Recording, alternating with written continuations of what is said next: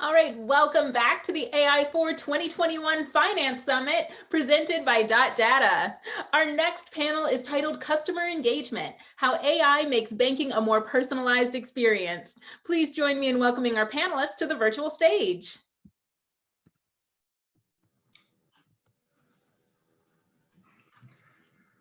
Good afternoon. My name is Yevgen Kravets. I work as a principal architect for the Bank of New York Mellon, focusing on the new product innovation, specifically in the AI and ML space. Currently, the major focus of my development is around the chatbots and the usage of NLP, specifically for customer service use cases, as well as the workflow and process optimization. I'm joined here by Raul and John. Raul, would you like to do an introduction, please? Sure, thank you. My name is Raul Rodriguez, and I'm the Managing Director for Schwab's Innovation Accelerator. Within the Accelerator, we run 12-week innovation labs that take a look at new emerging client problems, new business opportunities, often with the aid of new technologies. So we run roughly 10 to 12 labs a year, and this is about 10 years I've been with Schwab now. So really enjoying the work and happy to share about it. Thank you. John? Yeah. Hi, everybody. My name is John Finneran. I look after financial services marketing at Sinequa, which is an enterprise search software company built on NLP and ML. Our origins are, in fact, as an NLP lab back in 2004. So long ago, people dispute whether it's 2004 or 2007, even within the company. But it's productized NLP. Focused on searching for information. We'll talk more about that. And then personally, background is financial services my whole career, Merrill in London, treasurer derivatives firm, a lot of startups and emerging tech companies, and I've worked for Samsung and Apple as well. Thank you very much.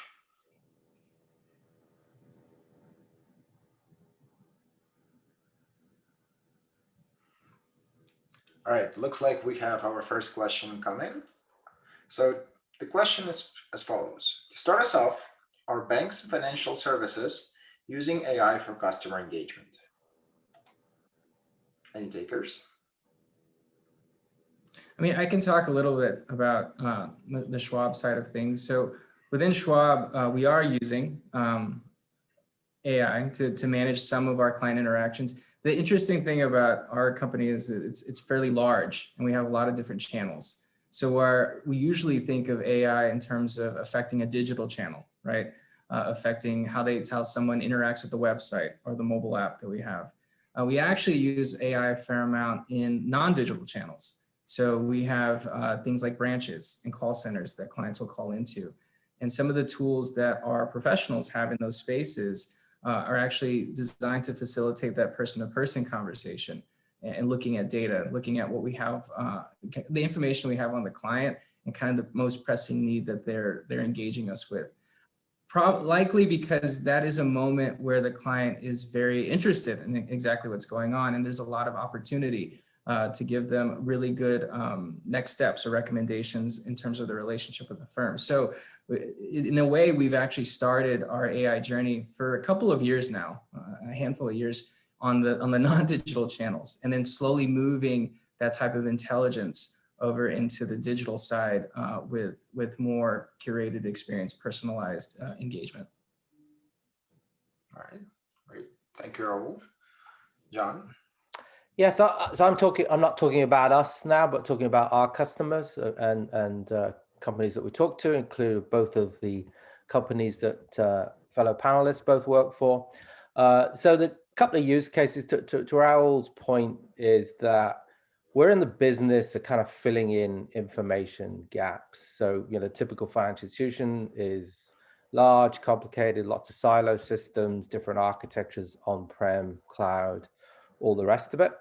And then a customer's expectation is that journey without bumps or friction and kind of deepening the relationship. And, you know, like any relationship, it's finding out more about each other and, you know, understanding each other's needs.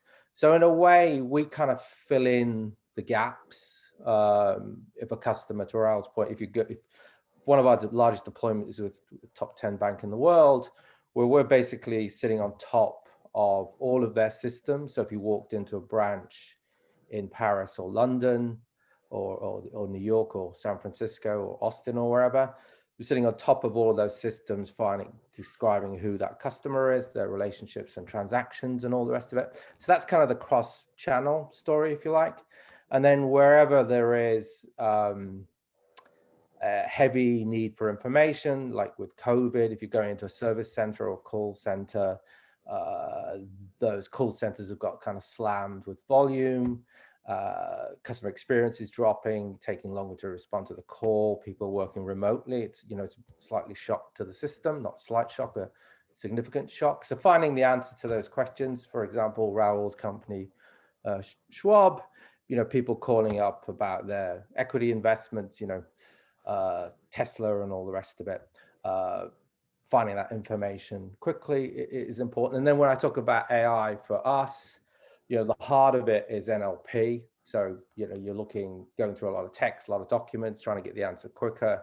And then machine learning as a way to train models around classification, PII, and so on. So that's kind of what we're talking about. We basically fill in those information gaps for the larger financial institutions. So that's how we talk about, and that, you know, banks can get the information quicker so they can serve their customers better is the essential proposition.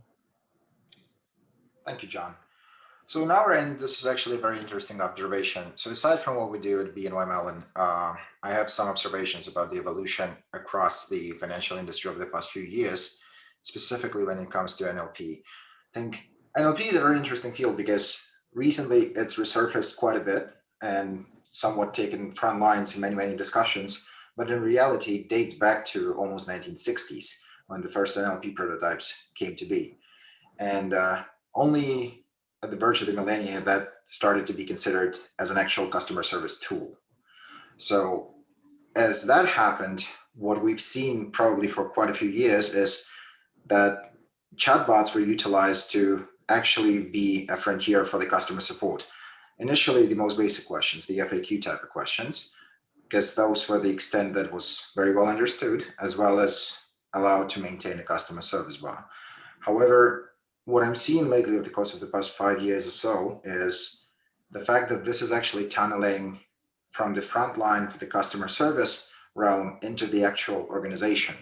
So it's starting to support internal ops divisions. It's starting to support internal customers within this very same organization.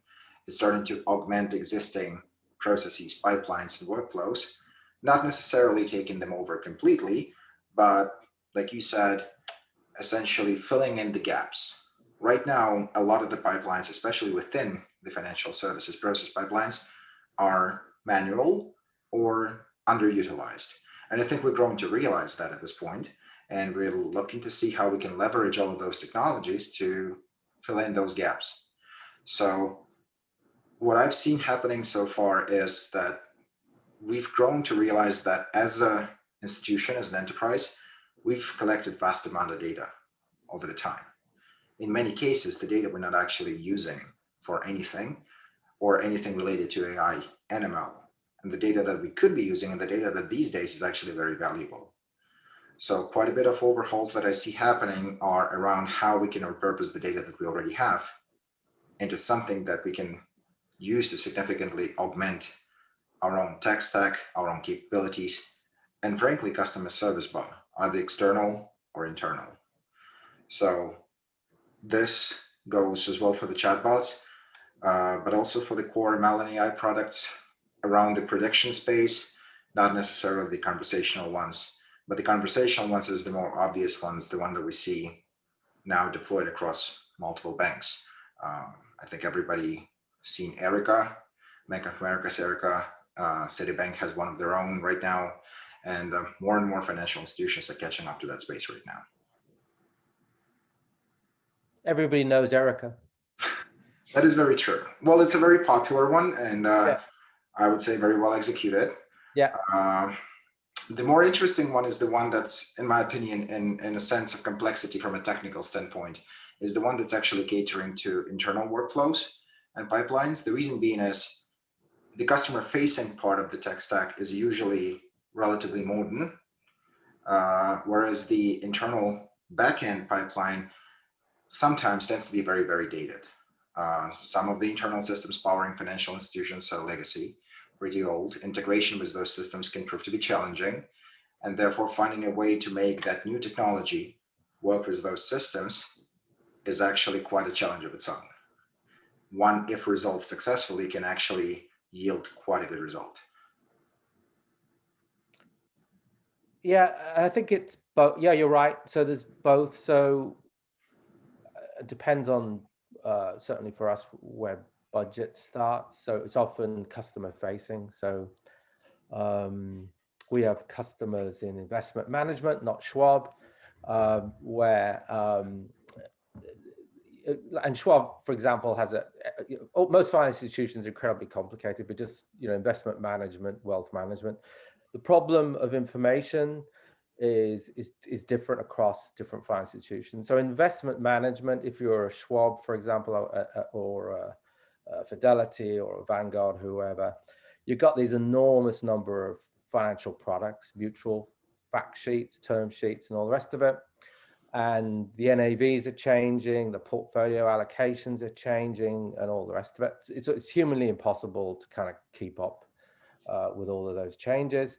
And then you are trying to distribute to the individual channels, the retail channels rather, and then the big investment platforms, Morgan Stanley, Merrill, BNY, whoever. So then you can help there, like, okay, I'm pitching active equity in, I don't know, developing Europe or whatever, if that's such a thing anymore. But getting that pitch together takes a lot of time. So that's kind of one initial deployment. But that's kind of the front line, which is obviously very important. But then the second line is on the customer service, where you're going back in, not back. You're dealing with retail. So for example, like with Schwab, when you did your merger, you're going to get a load of calls. What's happening to my 401k and all the rest of it. So it's kind of both front and middle. And if you don't have the two kind of working, you're going to have you're going to have very frustrated employees, and which feeds into pretty disappointed customers as well. So you kind of see the two. And then we'll talk more about chatbots, because we have that conversation a fair bit. It's like similar challenge, slightly different approaches, and search kind of complements chatbots. So that so yeah. I think it's really interesting, John, too, that for us, right, we have a brokerage, right, financial, wealth management services and banking, and when you guys talk about filling the gaps, I think our research indicates that it's very different between those two businesses, right? With the wealth management, side of things, and with Schwab having as many products as it does, it's a lot of like weeding through or wading through the noise and finding the right answer. Whereas banking's it's a different challenge. It's much more about getting the job of today done, right? And how do you use similar AI tools, but to accomplish very different demands from the client interactions are very different. So we'll talk, I think, more about it as we get farther into this panel, but we think of those two things as very different. And we have to be mindful of how we solve the problems differently. I think you're exactly right. Raul, you have a point. There is no universal one glove fits all type of solution. And both John and Raul, you both indicated that as large financial enterprises, all of us are supporting very divergent lines of business, each of which has a very specific set of use cases that need to cater to. So much like the use cases at hand, they also warrant solutions that are proportionate to the scale of the problem that they're solving for. Right. Now, in reality, this also kind of allows us to alleviate some problems on a fundamental level regarding of the line of business. Because if you think about it, some of the challenges that we face historically across financial industry is continuous availability, especially for varying geographic zones for organizations that have multiple of those, centralized body of knowledge for the different problem spaces that we're solving for and catering to, right now, let's say if we piggyback into the customer support example here, we have dedicated customer supports per line of business dedicated to solving a very specific set of problems, and that body of knowledge resides with them. This makes a lot of logistics challenging, onboarding, upgrading, making changes to the customer support for the specific line of business. Having that centralized and spanning across the organization, easily accessible with the use of ML, is definitely something that would help us do the very same things that we're doing now more efficiently. But yeah, there are also very divergent use cases that we're probably gonna, to your point, get back into during that panel.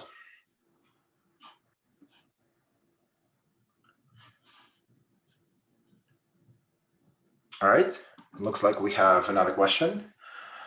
Which challenges do banks and financial services face in using AI for enhanced customer engagement? Please be specific. Any takers? Yeah, I'll go ahead and start because I can speak to our challenges really revolve around the data. When you're, when you build up the business over a period of years through different, acquisitions, different new businesses spinning off, you just have a lot of different repositories, right? And and you would think that they're, they're all kind of collecting the same kinds of information, but even subtleties on what data is stored and what it means, right, to one business versus another can be a real challenge to get all of that consolidated in a way. I mean, kind of the, for a larger corporation, the holy grail a little bit is, I want to hit you with the client ID and you tell me everything about that client. Tell me all the different aspects of their relationship with us. And that's harder than it sounds. From like, I'm a former engineer. So from an engineer's point of view, this should be simple, right? This should be, just identify the client and then give me everything you got, but it gets really complicated. And so I think, we get really excited about new AI technology, right? About new kind of offerings that we can partner with or engage with, but it has to have the data. The data has to fuel it. And if you don't have the fuel, the engine's not going to run. And so that's been a huge priority for the firm, is how do we get our data really in alignment to take advantage of the technology that's out there that we want to use. And we've gotten much better about it. And now we're in a position of being able to do that. But it's something that's always eye-opening to the companies that approach us about AI in particular, machine learning technologies. Like, don't you want to do this? Absolutely, I want to do this, right? But I need my data to a state that can really take advantage of it and can be kind of written back, right? And modeled and continuously developed so that I can really have something that's learning as we go. So there's all kinds of challenges, but that's been the dominant challenge, I think, for a number of years. All right, thank you, Raul. John, you got anything? Yeah, so I think you both kind of raised the question and raised the answer to this question in the previous question, where and you two are just confirming the complexity. So I'm not sure whether that's cheering me up or not. Is that it depends? There's so many different use cases. So Yevgen, if you're in Pershing, that's a very different business. Obviously, like the Raul talking about banking, which is different again than wealth management. So, Pershing, huge value transactions, institutions, between institutions and so on, and gross simplification, I know. But so that's kind of a different set of data, different set of questions, different information gaps. And then to Raul's point, if you're in, wealth, you're essentially, we thought about this a fair bit, is that it's very much about the relationship. So what's wealth management? Again, gross simplification, but there's investment management kind of at the heart of it. But then there's this relationship. What's your risk return objectives, tax, education, so on and so retirement. So you've got to have this more. I don't like the word holistic, but this whole view of the customer, the whole life. So that's almost by definition impossible in a typical. And not through any lack of engineering. It's just the information's different formats, different systems. So I think one of the things is, and it's as much on us as the institution, is to have that conversation intelligently and respectfully of, like you're talking, Raul, as an engineer, you kind of look, well, why can't, and somebody who doesn't know anything about financial services will go, why can't I just type in a client ID and get all the information? Yeah, because we just acquired an institution 2 years ago. Is it integrated? No. And so, okay. So that's so kind of respectful of that. But I think it's very much, there are some broad themes, you know, because otherwise we'd never solve much of anything, is that, okay, for us, if there's a lot of systems, that means there's a challenge. If there's a lot of unstructured data sitting in documents, you know, we're good at that. That's where NLP gets a lot of value. And employees are spending a lot of time. So if they're wasting a lot of time, so if you're looking at, you know, use an example that isn't for this group, but specialty insurance, you can't go, if you're insuring an oil rig, you can't just go tap into, hey, where's all the data on insuring an oil rig? You know, there's broker notes and all that kind of thing.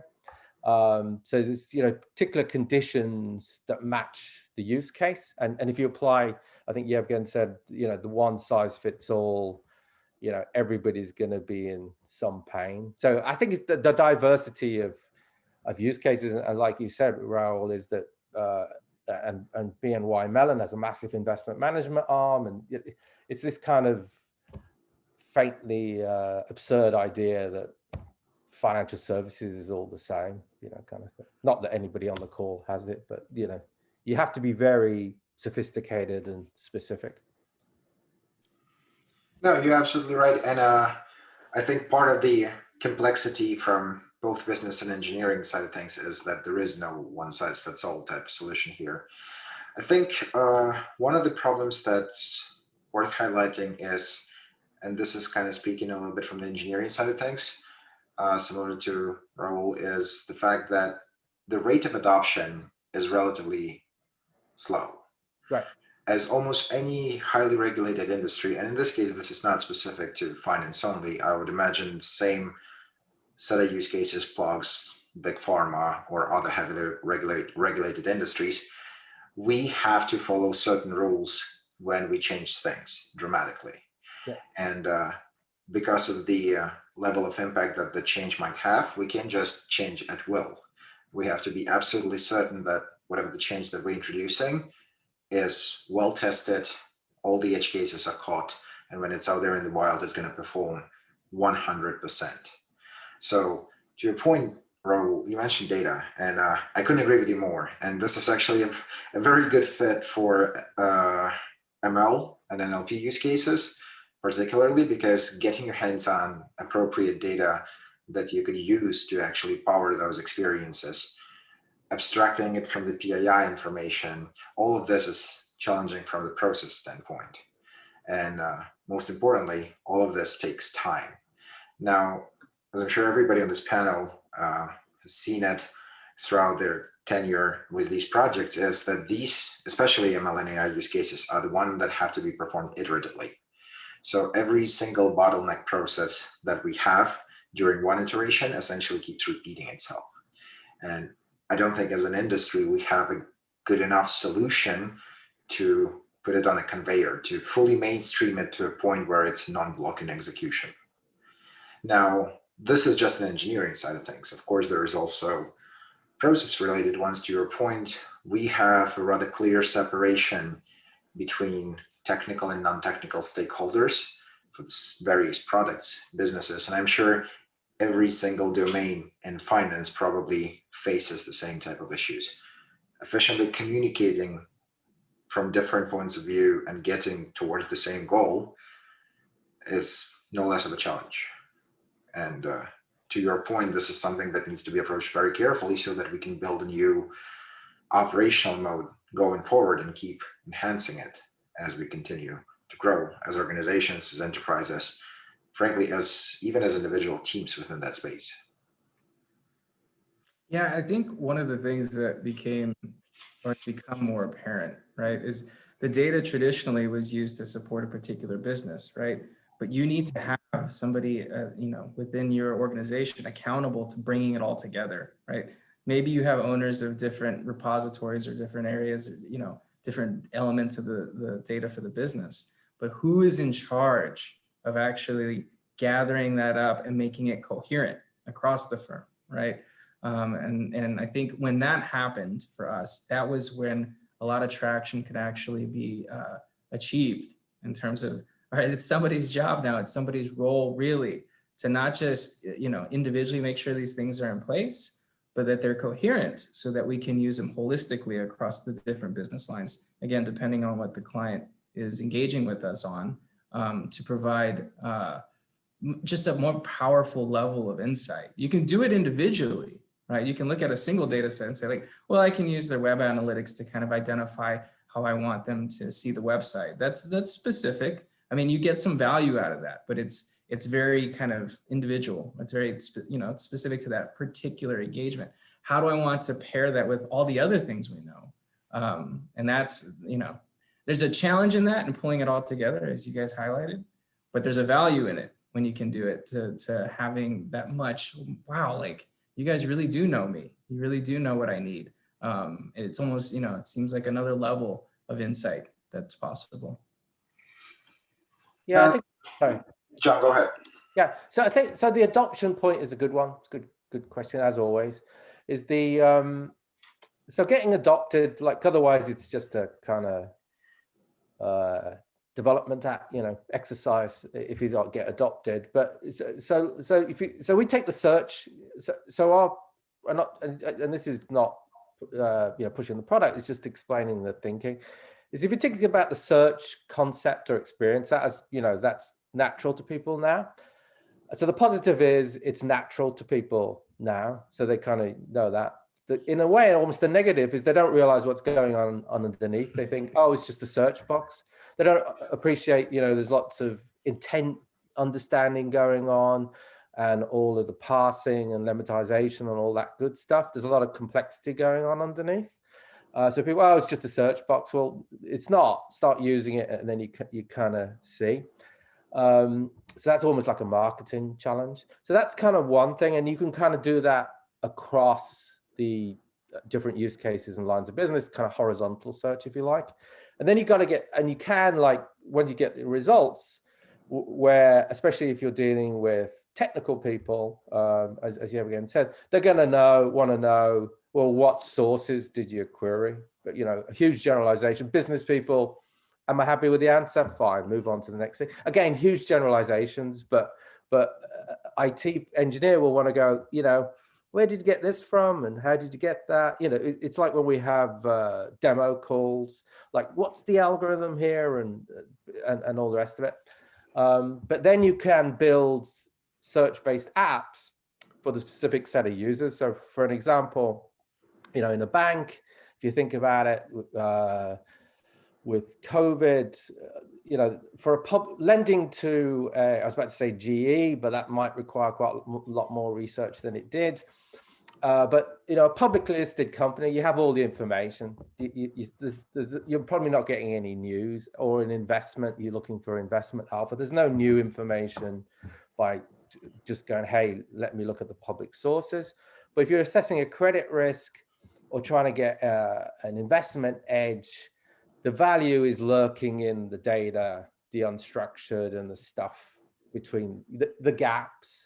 That's where you're going to find stuff that's interesting, not, get the 2019 financial statements and spend Wednesday evening looking at them. So it kind of varies. You can have this kind of horizontal approach and then get as specific as you kind of want. But the adoption is there's always a trade-off. Make it easy. People may not want get the details that they need. If you make it too complicated, they won't use it.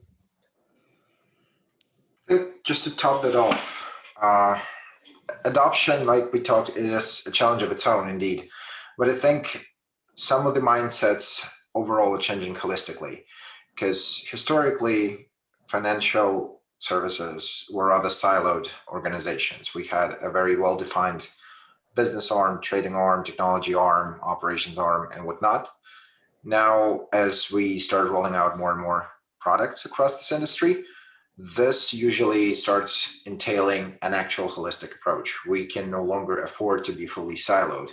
We have to have cross-functional pods that are able to evaluate a product from a holistic standpoint, not just one, not just solely business or solely technology or solely operations. In order to be able to deliver something quickly, we need to consider all of this. Of course, moving from the siloed structure to the one that is decentralized and holistic is not something that happens overnight. And this is also the transition that's probably going to take quite a bit of time. Now, data-wise, so part of the problem, this is actually a multi-dimensional problem, in my opinion, especially data, just because of how many things it touches. I've noticed a very interesting trend where more and more organizations start thinking about the data holistically differently. Previously, what you would normally see in terms of data persistence, you would see a polyglot persistence, some probably highly denormalized data replicated across many, many places, probably quite often one not being even aware of the other. Whereas now I keep seeing more and more trends of considering alternative approaches such as knowledge graph entities, something that allows to create interconnected data and show relationships between it, trying to bring it together. Of course, similarly to the silo transition, this is also not something that happens overnight, especially when it comes to data governance, data compliance, and whatnot. So this is also going to be a very lengthy process for us to evolve.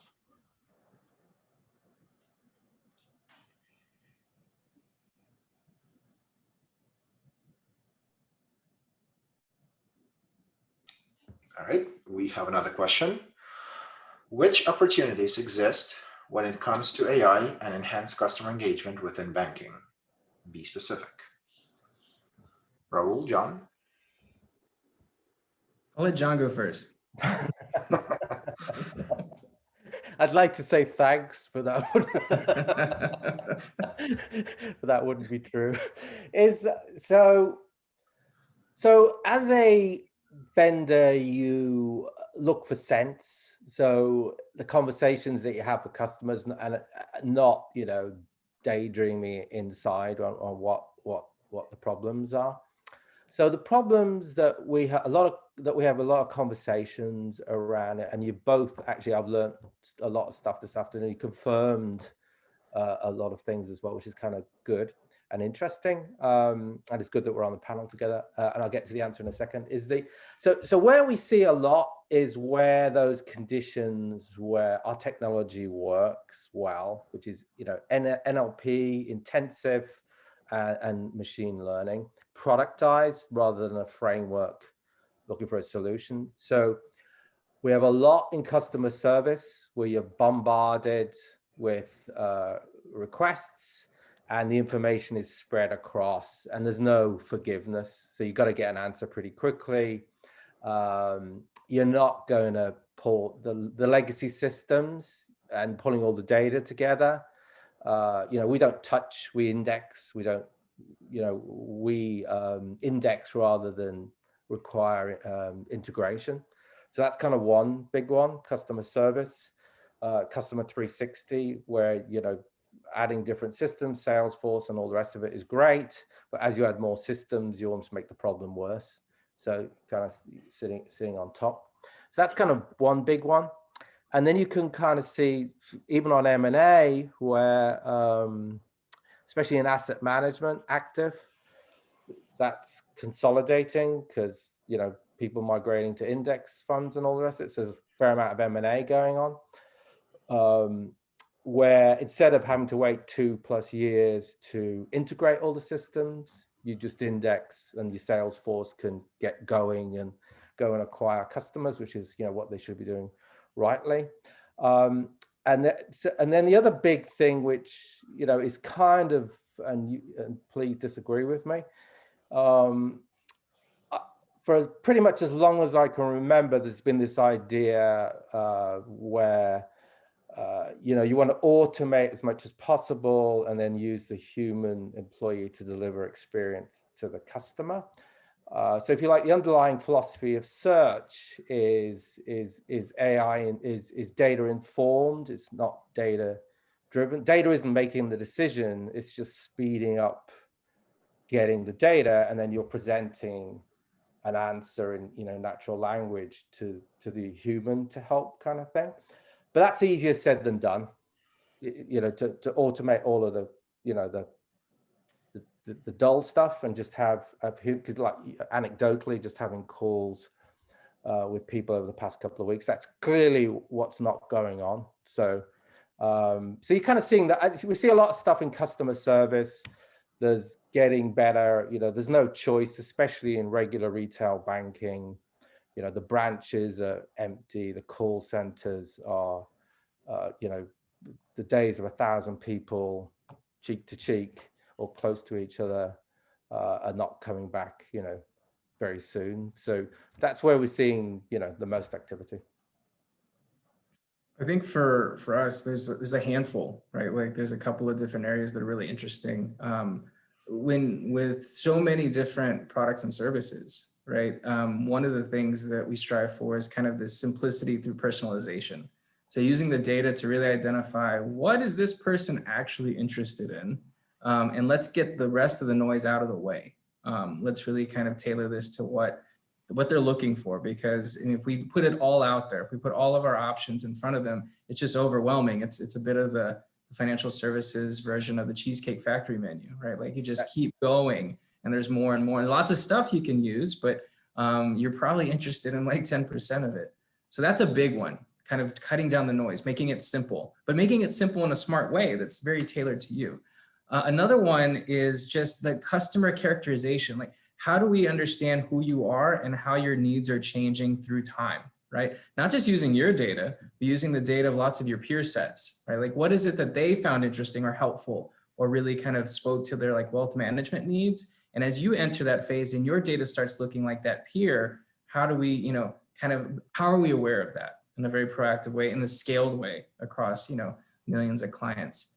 A third one really is a fraud prevention, right? A lot of the things that make financial services kind of a pain to deal with are meant to like prevent fraud and to prevent, people from getting into your account or, just being impacted negatively. And if we can get really smart about, using the data in a way that says, okay, this is the one we're going to slow down. We're going to let the other 98% go, right? Like there's some risk there, but it's looking okay. But this is really where we want to slow things down and take a closer look. Then we don't have to impact as many people with kind of more broad-based rules. And then the last one, and maybe we'll have time for this, but just talking about like digital assistants, chatbots, right? We have our intelligent assistant was born out of the Innovation Accelerator. It was one of our first labs, and it now exists within our mobile app. And it's really useful, and I could spend probably a whole hour on this topic, but to John's point, it'll get you really close. But there's this little element, this human trust element that really wants to hear it from another person that sometimes is necessary to kind of close the deal. But how do you get everything? How do you get all the way up to that point? How do you take a lot of the effort out of the human that's trying to guide them along the way and use that digital assistant to get them just to that point of decisioning and having a human just say, you know what, it's okay, it's going to work. So those are the 4 areas that we look at when we're trying to use this technology kind of now and in the near future. Interesting. Both of you bring up actually excellent and very valid points. Usage of these technologies for KYC, I think this is something that's been sort of in the works and ideated for a while now, although I don't think it's widely implemented across the industry. Now, that cannot be said about the AML use cases, because as far as I know, quite a few organizations across the street are using ML for the anti-money laundering purposes, fraud detection purposes, and whatnot, just due to the sheer volume of transactions that goes through that analysis. Now, Raul, to your point about the chatbots, I happen to favor the topic a lot, and I've worked on rolling out quite a few across various institutions. So I'm not even going to go there because this is going to be a huge time sink if I do. But in reality, though, I would actually be on the more conservative side of this, in a sense that we do a lot of different things across various organizations, but we don't have a standard yet. Most of these initiatives are born out of the sort of innovation initiatives, much like the one I'm involved in right now, incubators and whatnot. In reality, we have the baseline that these technologies could offer us. For example, we can use them to understand the completion rate, success rate of getting our customer from point A to point B. And we have to strive to consistently have that completion rate close to the 100%. I know for a fact that is not the case right now for the vast majority of the use cases. So we keep iterating and we keep pushing that frontier forward, but there's definitely room to grow. Now, that kind of directly translates into customer retention rate, especially when it comes to the retail side of things. Do folks want to continue using this product? Have they seen it and they're never coming back now because of this?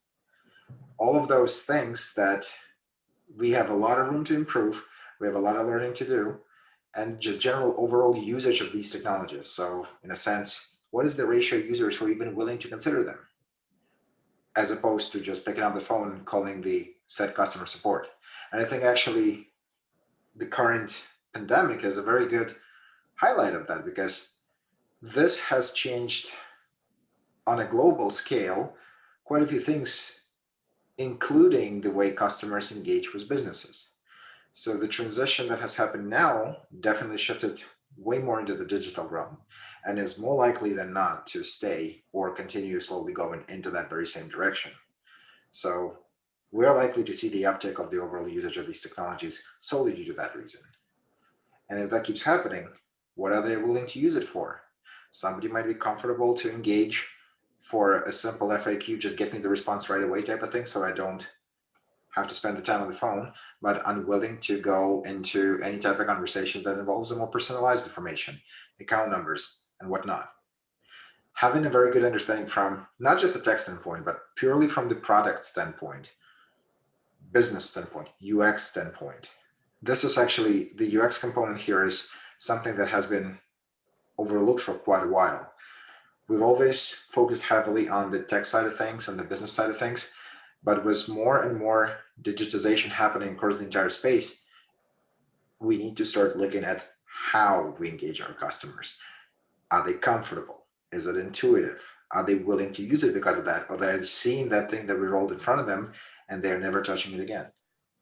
All of these things are very important if we want the market share of these tools to grow.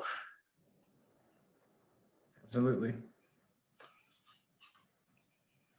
No, I mean, that's good, because they definitely don't all work out, do they? Like, Finn and Chase. I mean, that was, the digital bank, dedicated digital bank. So, Marcus is working out for Goldman. So, and Eric is working out for Bank of America. Yes, they are. Yeah. All right, it looks like we do have another question incoming.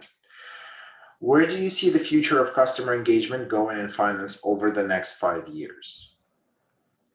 Raul, I can take this one. So yeah, I was about to say it's definitely Raul this time.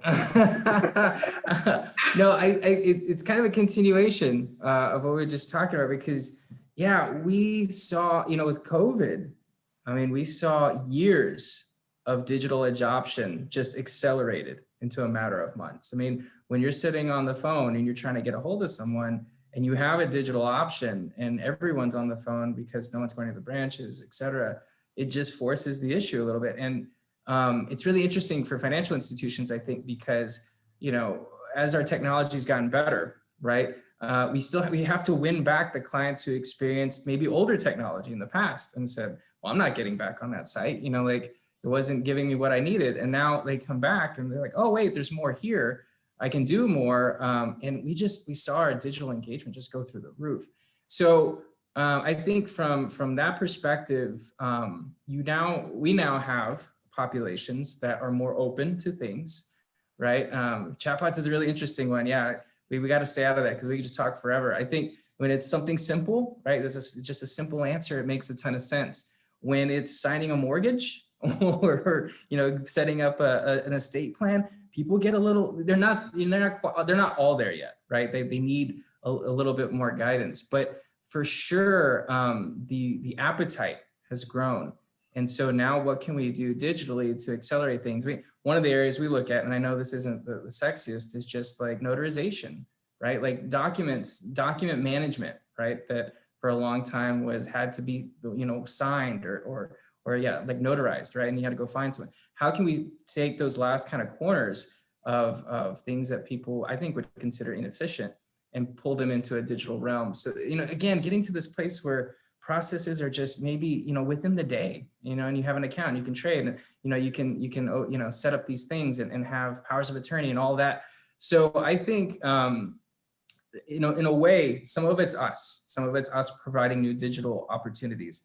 But also, I think the big trend is just people being more willing to do it digitally, and them coming to the table. And we're seeing growth and adoption of even existing things we've had for a couple of years that were out there. The digital plan, right, that they can fill out online. There's more people willing to do that. So I think we will continue to innovate in terms of the things that can be done with digitally or with AI. And I think the experiences will become much more intuitive and much more engaging and less intimidating, right? Financial institutions, all the financial kind of products have a level of unfamiliarity with terms and with different types of things you need to know. And I think that will get easier for people to understand because we can take a lot of the complexity out. Again, getting rid of the noise. So I think it'll become simpler. People will become more familiar with it, and they'll be able to do things more on their own digitally than they've done ever. I think that's where we're headed. No, this is actually, as you were saying this, I caught myself thinking that all this in a nutshell is for us, historically speaking, and going forward, is essentially a bottleneck identification journey. As we go through the existing processes, we find the most inefficient, the weakest link, and look for ways to eliminate it. Case in point, your example was the document signing. As we've optimized the existing pipeline, we now have a more efficient one, and therefore it has a new bottleneck. And we just keep iterating on the bottlenecks until we're satisfied with the final result. But to your point, there are two sides to that coin. Of course, yes, we can continue doing that. But if we fail to convince everybody that this is worth using, then arguably the first very heavy work that we've done to get there loses on its meaning because it won't get delivered to the target audience, not in a sense as we plan for it to be. So quite often, I think a lot of us tend to forget about this, but this is a very important eyes on the prize type of exercise. Yeah, and to actually pulling your two themes together so that we show what an agreeable panel we are, is that in a way, bottlenecks is what we call information gaps. You're kind of looking through a workflow or journey and going, hey, they can't get the information there. We can help you address that bottleneck.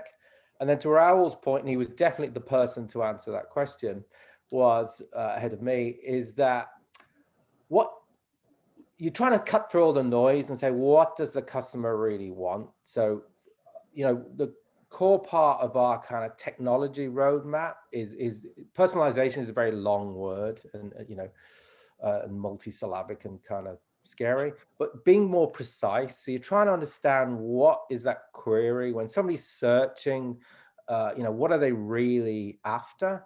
And then the technology, investing in deep learning, and that's not just for the fun of investing in deep learning, it's to make that process of understanding and generating the most relevant answer for the person searching.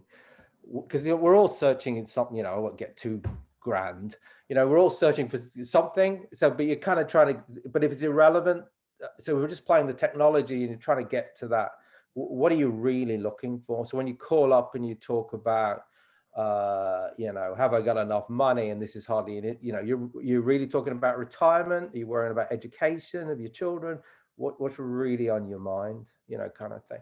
And like some of those calculators, obviously not Schwab, which say, you're going to be working for another 41 years at the current rate of saving. It's not helpful, So anyway, yeah. So I think it's about that precision. No, you're absolutely right. And I think Raul kind of mentioned somewhat of a similar thing before. is the predictive capability on, in a perfect world, being able to know what the customer wants before or as soon as they engage us based on the data that we've historically collected. And that is ultimately a challenge I actually think not really solved to its fullest, even outside of the financial industry sector. Yep. So there's a lot of work to do there. Well, I'd love to say thank you to all of our panelists. That was a wonderful conversation. And thank you, Yevgen, for moderating for us. That was awesome. And so thank you again for sharing those insights with us. For the audience, it's time for you to make your way to your next session. And along the way, make sure to accept your connection request and check out our AI exhibits. Thanks so much, and we'll see you around.